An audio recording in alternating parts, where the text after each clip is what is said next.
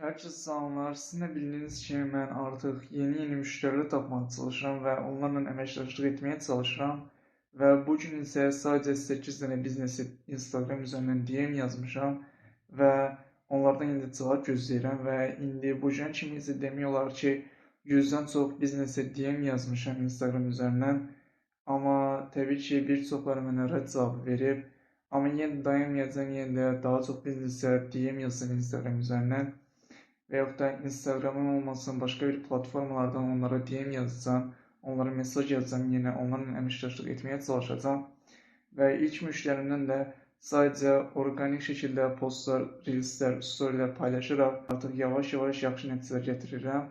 Və ümid edirəm ki, daha çox bizneslə əməkdaşlıq edib onlara daha çox nəticə gətirəcəyəm. Bir insan özüne karşı sert olması, bir insan özünü sevmemesi demek değil. Əksinə, əslində o insan özünə qarşı məsuliyyətli olması deməkdir.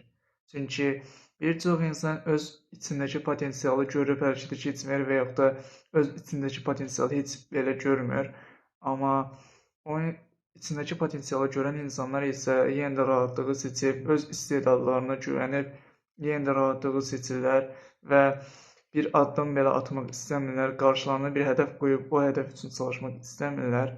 Amma özünə qarşı sərt olan insanlar isə yenə özünə qarşı məsuliyyətli olan insanlar isə hədəflərini ciddiyə alıb o hədəfləri reallaşdırmaq üçün hər gün çalışan insanlardır. Və bu insanlar üçün rahatlıq əslində bir cəza kimidir və onlar bu rahatlıqdan uzaqlaşıb hər gün özlərinə qarşı sərt olub hər gün çətinliklərə qarşı mübarizə aparan insanlardırlar. Özünə qarşı məsuliyyətli olmaq əslində bir insan tək olduğu zamanlarda belə yenə də irəliyə baxıb hər gün istəsə də istəməsə də yenə də hər gün addım atmasıdır. Və yaxud da heç kim ona inanmasa belə yenə də özünə inanıb hər gün hədəflərini ciddiyə alıb hər gün hədəfləri üçün çalışmasıdır. Və bir çox insan isə rahatlığı seçib hədəflərini ciddiyə almayıb öz içlərindəki o böyük potensialı ciddiyə almayıb onlar rahatlığı seçirlər və hər gün reallaşdıra biləcəyi uğurlardan uzaqlaşırlar. Amma əslində həqiqətən də öz hədəflərini ciddiyə alan insanlar isə hər gün istəsə də istəməsə də rahatlıq zonasından uzaqlaşıb hər gün hədəfləri üçün addım atan insanlardır. Və bu insanlar tək qaldığı zamanlarda belə, heç kim onlara inanmasa belə və yaxud da ən pis zamanlarında belə yenə də hər gün disiplinli bir şəkildə ayağa qalxıb özlərinə güvənib hər gün yola davam edən insanlardır. Bu insanlar isə heç vaxt motivasiya axtarmırlar. Çünki onlar bilirlər ki, əsl uğur qazanmaq üçün hər gün çətinliklərdən keçmək məcburiyyətindəsən. Və sizə bunu da söyləmək istəyirəm ki, özlərinə qarşı sərt olan insanlar, yəni özlərinə qarşı məsuliyyətli olan insanlar, hədəflərini ciddiyə alan insanlar hər gün tapşırıq müəyyən edib o tapşırıqları reallaşdırmaq üçün, yəni o tapşırıqları bitirmək üçün hər gün çalışan insanlardır.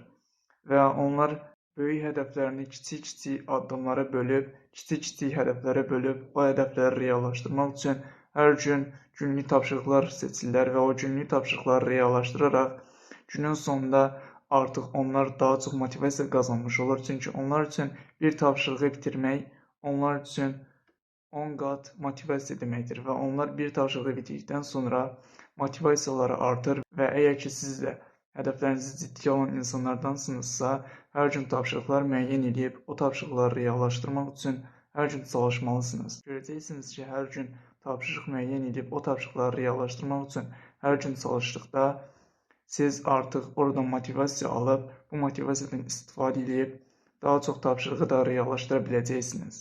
Və sizə bunu da söyləmək istəyirəm ki, rahatlığı seçən insanlar əslində həqiqətən də hədəflərindən yavaş-yavaş uzaqlaşan insanlardır.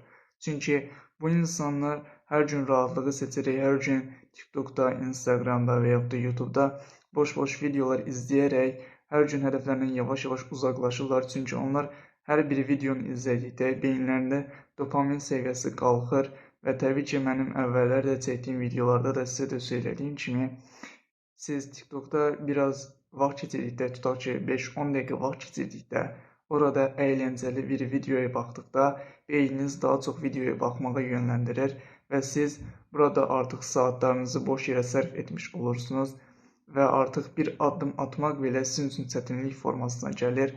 Amma həqiqətən də hədəflərini ciddiyə alan insanlar isə bu sosial mediaları silirlər və yaxud da bu sosial mediaya limit qoyub hədəfləri üçün vaxt qazanmış olurlar və həqiqətən hədəflərini ciddiyə alan insanlar isə bu rahatlıq zonasından uzaqlaşıb hədəfləri üçün hər gün çətinlikdən keçən insanlardırlar.